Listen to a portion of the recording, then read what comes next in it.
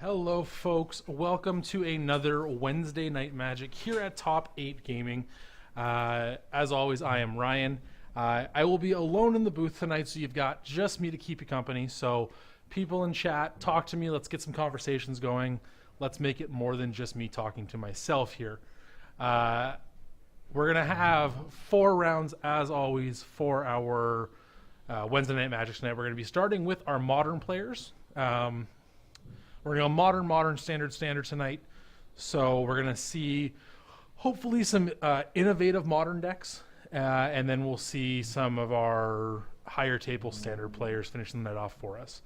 So we'll switch it over to our bigger scene here. I'll quickly just update these. Oh, there we go. Perfect.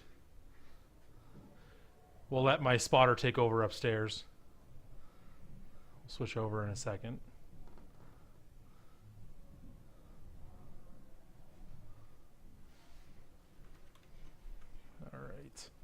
All right, so we're going to have our first round here coming up for you guys, hopping right into the action. We're going to have Chris on our left.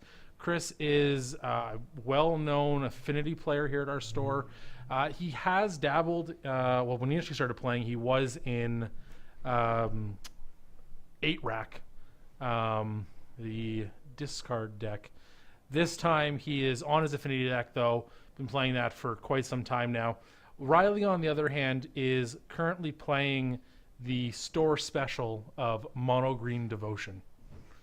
So a deck that multiple copies here at Top 8 Gaming. So kind of one of their homebrew decks they've been working on for quite a while amongst a few of the players.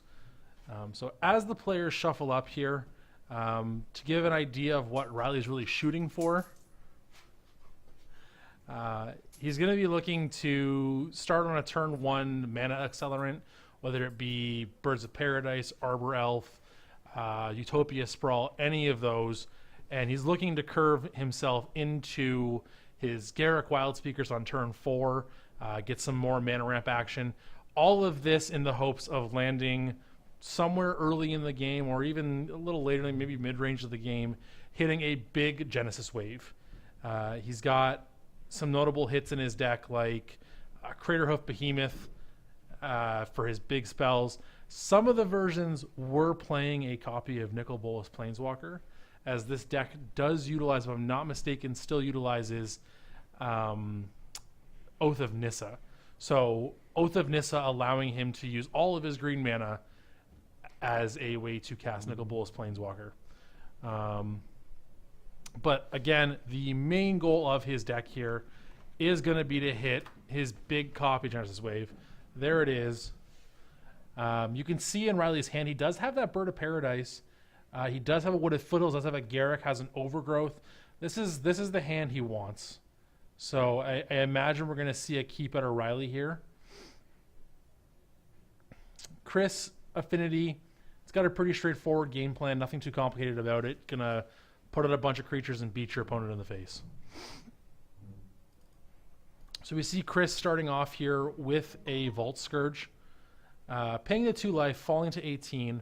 Riley's going to go ahead, fetch himself down to 19. We'll see if it's any more. Looking through, he does play... the decks did play Breeding Pools. I think now they just play Stomping Grounds for their dual lands. So not as much color variation there. They used to play copies of Kiora. I don't believe they do anymore. But sure enough, there is the turn 1 Bird of Paradise out of Riley. Again, one of his ideal starts here. Chris, going into his turn 2, has a Springleaf Drum, so not exactly the start Affinity is looking for. Really looking for, you know, it's explosive 2-drops, Cranial Plating, Steel Overseer, Arcbound Ravager. Instead, Chris simply has a Springleaf Drum into a Signal Pest. So we'll see if Riley can capitalize on this, because this is pretty big. Now, one interesting card that this mono green deck does play, it gets to play Nykthos Shrine to Nyx, which Riley has just played, enabling him to, he has lots of green permanents he's going to stick on play. So lots of mana he can make off that. Here we see a Burning Tree Emissary. Using the 2 mana, he's going to cast an Overgrowth. Overgrowth, not a card you necessarily see a lot of. There it is there. So 2 and a green and chance a land when it's tapped. You get to add 2 extra green mana to your mana pool. So Riley at this point on board currently is representing 5 mana. If he uses the Nykthos, he's able to get himself up to 1, 2, 3, 4, use 2, 1, 2, 3, 4. He's going to have 6. Gets that an extra 1. But we also know he has that copy of Garruk Wildspeaker in his hand. So it's really on Chris now to find his aggressive cards and get them in play before Riley gets too far. Chris looking over his hand. I don't think he's found a second land yet. He's looking at his cards. So there's a Cranial Plating. So that is an important draw. Chris is going to attack. It's going to swap life totals. Vault Scourge does, of course, have lifelink, so going to drop right down 18 himself up to 19. Cranial Plating represents a lot of damage, obviously. Looks like I'm being told that in Chris's hand right now, he's got a copy of Galvanic Blast and 2 Steel Overseers. So he's got the cards he wants, but no way to cast them yet. At least not in an efficient way where he gets to do more than one thing a turn. Here we see Garruk Wildspeaker, though, really just doing his thing. This is going to be... that's not what I want at all. See if I can get the actual card up. Apparently not. It wants to give me the artwork for his box.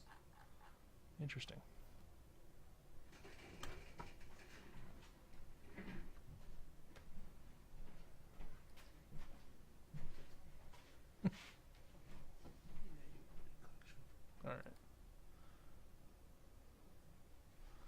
See if we can get this changed. Hold on. There we go. There he is. So really allows explosive cards here out of Riley. He did go ahead and play an Eternal Witness, which returned for him that Wooded Foothills, which he instantly played and sacrificed to get another forest into play. So Garruk, we saw untap 2 lands. Riley, I think, has a copy of Hornet Queen in his hand.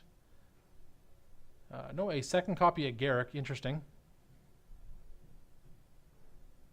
Okay. So he's currently, you see on the left there, he has his little mana counter. So he's floating 4 mana. His hand right now, I see there is, I believe, a Courser, a Crewfix, and then a Kessig Wolfrun. Okay, so there's another copy of Nykthos. It is a legendary land, so he doesn't really get to do much with that. Kessig Wolfrun is a way for Riley just to end this game on the spot. His red mana, in this case, either coming from the Bird of Paradise, or if he really wanted to, he could also devote to red for 2. Really just kind of filter 2 green mana to 2 red mana. We'll see if Chris has anything different he can do here. There's an Ornithopter, so another artifact to go towards the Cranial Plating. So right now the plating would give an additional +6 damage to whatever he attaches it to. So we'll see what Chris is able to muster here. He really needs a big turn.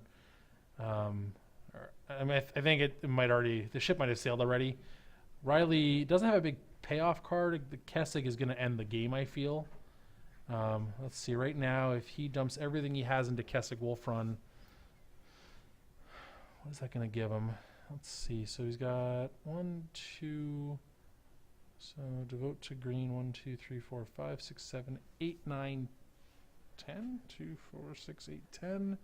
12 mana, gets to untap Nykthos plus the Overgrowth land. Goes to 13. Or so goes to 15. No, 13. 15. Some number. 15. Gets to devote for another 10 after losing 2. So 13, 23 mana. This is a pretty big play from Chris. He's going to Galvanic Bombardment, or Galvanic Blast, sorry, the Bird of Paradise. This really cuts off his extra color making except for that Nykthos. And that's not really what Chris wants to do with Nykthos. So he has a free attack here for 8 damage with that Vault Scourge along with Signal Pest because neither of them can be blocked here.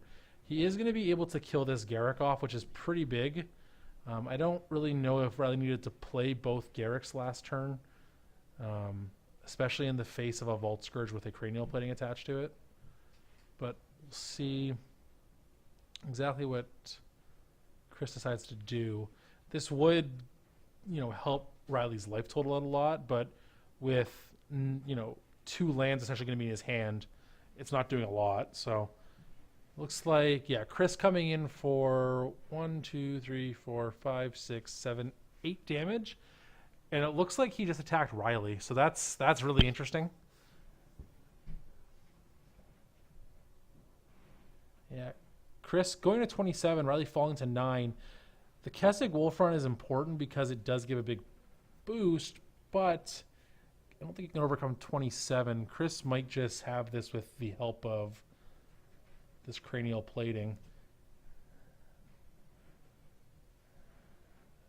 Let's see what he's able to come up with here.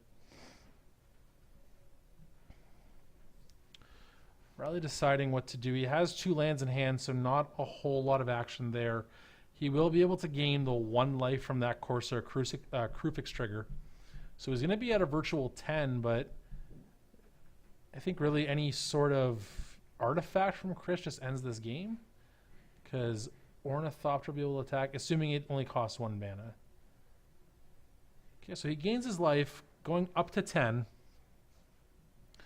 Kessig Wolf Run is able to be turned on. Okay, so let's see here. Okay, so he's making 10 mana.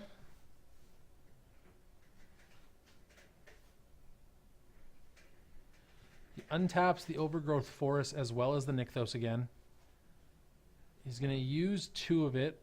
He's going to make another 9 mana here, so he should go to 17.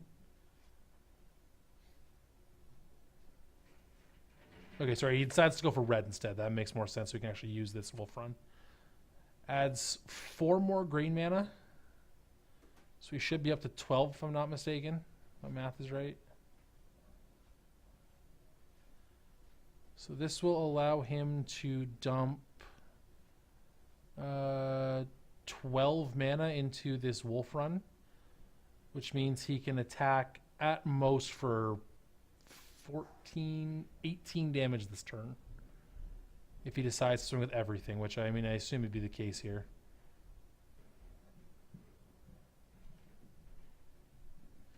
Looks like just attacking with the Corsair of Krufix going to deal, if I'm not mistaken, 14 damage. So Chris, I believe, should fall down to 13 here. Yeah, that looks to be the case. So perfect. Okay, there is an artifact. That's a big one as well. It makes mana for him. So I think this game's over.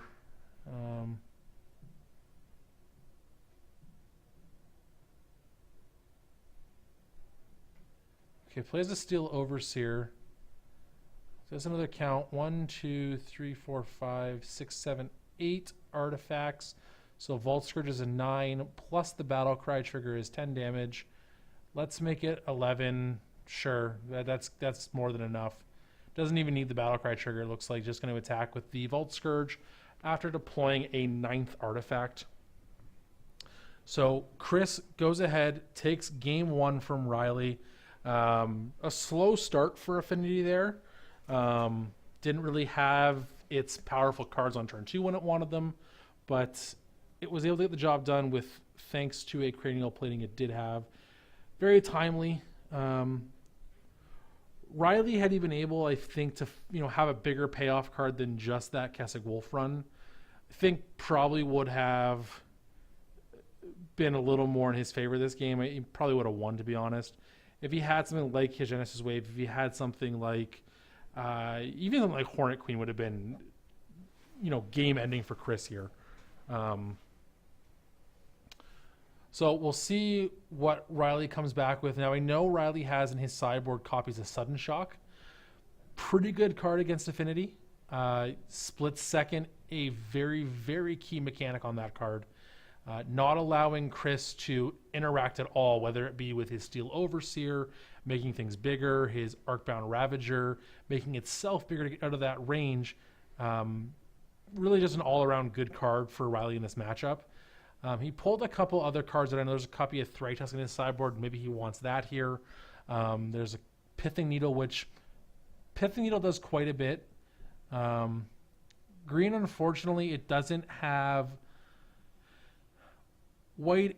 I mean, green's got copies of like Creeping Corrosion it can use, so pretty effective card there. Of course, Creeping Corrosion being very strong, destroying, pretty well all of Chris' artifacts, save for the Darksteel Citadels he has in play. But we'll see what Riley's able to fight back with here. Chris, I'm not entirely sure what he's going to have in his sideboard here to bring in for this matchup. Could have things like Whip Flare. Riley did, of course, play a lot of smaller creatures, things like Burning Tree Emissaries, Birds of Paradise, Arbor Elf, the likes. I think he also plays Voyaging Satyr still. Again, this is a deck that, if you're coming here and you're a regular here, you know that you're probably going to see someone playing mono green in our modern events. We have quite a few players that are playing this deck, so people can tune their sideboard for this deck, for this matchup. Chris, I don't think really needs a whole lot, though. They're kind of on different wavelengths here, really just doing their own thing. And whichever one gets to do it faster is going to usually have the win. Yeah, Riley is borrowing the deck here from Coote, or C-Town as he is referred to by some other players. This is Cody's deck of choice as well. Picked it up alongside a couple of other players and really excelled at it. It rewards you for being able to do the math quickly. So Riley looking at his opening hand, there is a copy of Genesis Wave there.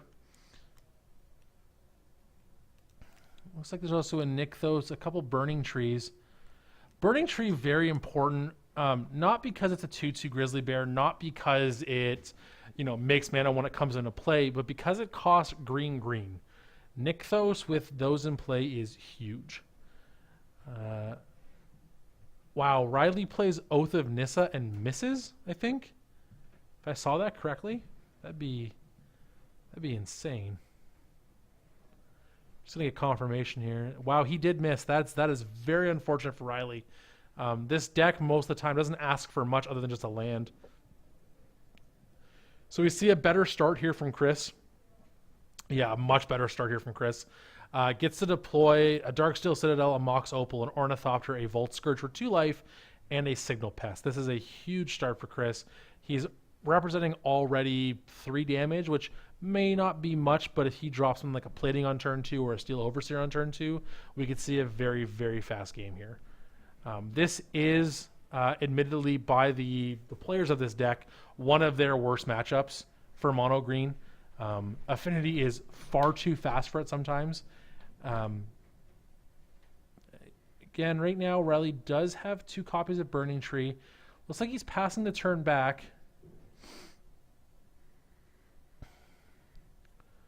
Genesis Wave not doing a whole lot yet. He does have, again, the 2 copies. Now, I think he might have a copy of Sudden Shock in his hand, which could be very crucial here.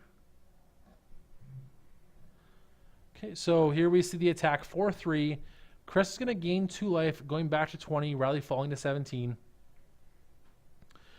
Deploy a Thoughtseize. Okay, we're gonna get a good look here. So, okay, so 2 copies of Burning Tree, a copy of Garruk, Genesis Wave, and a Nykthos.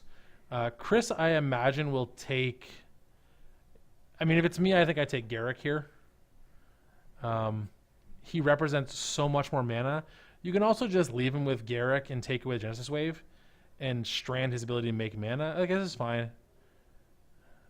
So he's going to be able to deploy the Garruk next turn if he likes. He'll be able to play Burning Tree, Nykthos, activate Nykthos, make 5 mana, play Garruk, untap Nykthos and one of my forests. If he has any other payoff card, he can make another 7 mana. So he could deploy. Let's see. Let's check. What is? I mean, right now that's his whole hand, so it's gonna have to come off the top of his deck, of course. Let's see. What is? Hornet Queen costs 7. So if he draws Hornet Queen here, it's gonna be pretty huge. Assuming he's still playing it. All right, we'll see what Riley's able to muster. Another copy of Garruk Wildspeaker added to Riley's hand, so not a big payoff there at all. Burning Tree, Nykthos, activate Nykthos. Here's my Garruk. I think if I'm Riley, I just go ahead and make a beast here. I don't think there's any value in untapping lands. And okay, Garruk should be on 2, not 3. There we go. Yep, we're good. All right, and there's the beast. So we'll see exactly what Riley needs to make his own offensive frontier. We'll see exactly what Chris can do. I don't have a good look at Chris's hand right now, so I'm not really able to tell what's going on. There's a Springleaf Drum, so not a lot of action there. Okay, so he's got a copy of Galvanic Blast in his hand again. So he does have an answer to Garruk if he wants. Okay, so this, I mean, he doesn't have one of his key 2-drops here. Affinity has a lot of good 2-drops. We've already kind of discussed the 3 big ones in Cranial Plating, Steel Overseer, and Arcbound Ravager. Okay, here we see Chris firing up his Inkmoth Nexus.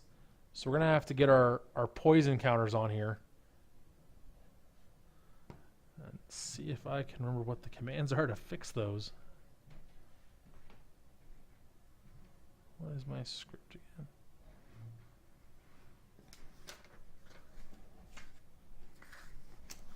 There we go. Okay, so Riley should, if not mistaken, be up to 12 poison, or 2 poison, I should say. Not 12. It's too much. Then he's just dead. Sorry, hold on a second here, folks. Get his turn deck on properly. Okay, yeah, so that's the... Okay, so we're going to do it this way. All right, well, no, better yet.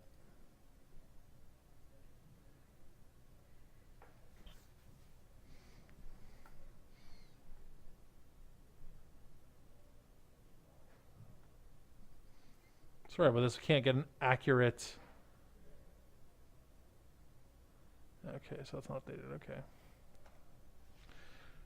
All right, so we're going to have me on camera for a bit here with the poison mattering here. So Riley at 2 poison now. Could be a way to lose. It's not likely going to be the way he loses this game. Chris representing a lot more actual damage. Looks like Chris accidentally putting down Galvanic Blast instead of that Darksteel Citadel. So if Riley was watching, he should now know what's happening or what's possibly coming down the pipeline here.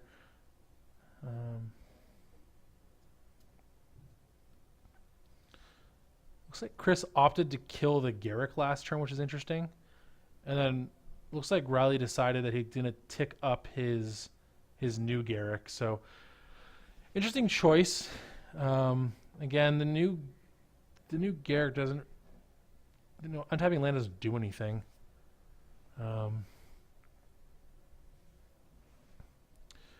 Here comes Chris again. Another attack, some more poison coming across. Riley going up to 4 poison, falling to 12, and Chris at 20 now. 20, yeah. So this time ignoring Garruk instead of opting just to kill it with Galvanic Blast. Okay, so yeah, Riley's in trouble here. Okay, Eternal Witness is a good draw. That's a very good draw, actually. He gets to play it probably with return Genesis Wave to your hand. 1, 2, 3, 4, 5, 6, 7 mana you get to make. All right. Looks like Riley has the poison counter, so we're gonna go ahead. We'll go back to full screen so you guys can see the match better. Oh, there we go. That's why I didn't have to turn it on. There we go. Riley had 4 poison. Okay, and it looks like he's just going to go all out. Swings in for 7 damage here. Chris falling to 15. Was that 22? So falls down. Both players essentially hellbent here. Riley will have 1 card in hand. Looks like he's opting to Nykthos here for 5 mana. Sure, that's fine. He's going to play Eternal Witness. That's going to get back Genesis Wave, which is, I think, a fine choice. And then pass the turn. So really showing no point to activating Nykthos' Devotion ability. But all the same. So, okay, that's just an Ornithopter. It doesn't do anything to the count here. Okay, so Riley's going to have access to 1, 2, 3, 4, 5, 6, 7, 8 mana. So he's going to be able to Genesis Wave for 5 if he draws a land 6.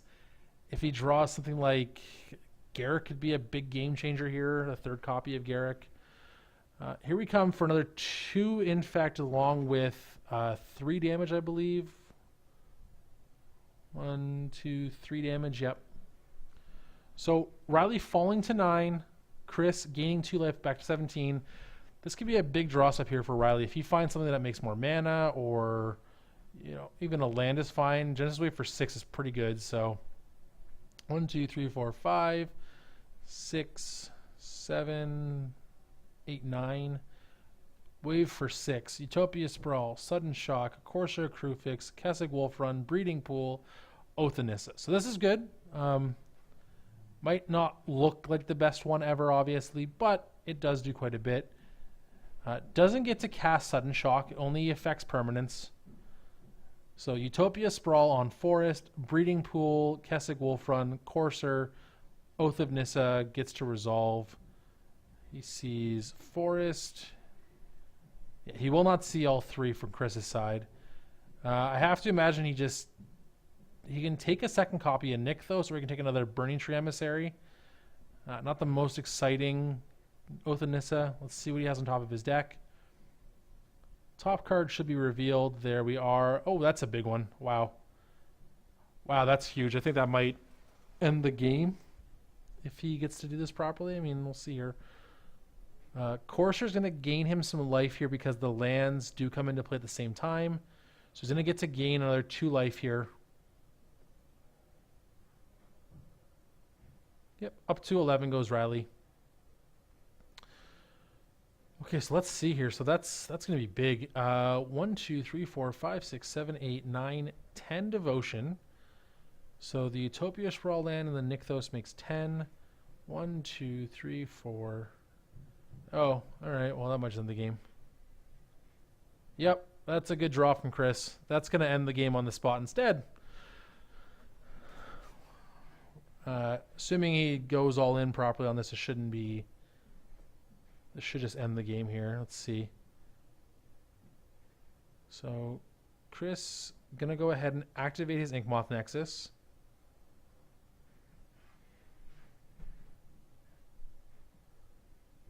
Okay. Let's see. Nexus swings just on its own now. Riley already at 6 poison, so really only needs to sacrifice 3 artifacts to get this ahead. Yeah, eats the Springleaf Drum. Eats Ornithopter. Eats Mox Opal. Eats itself. Inkmoth Nexus hits you for 5. So, yep. So that is the game. I think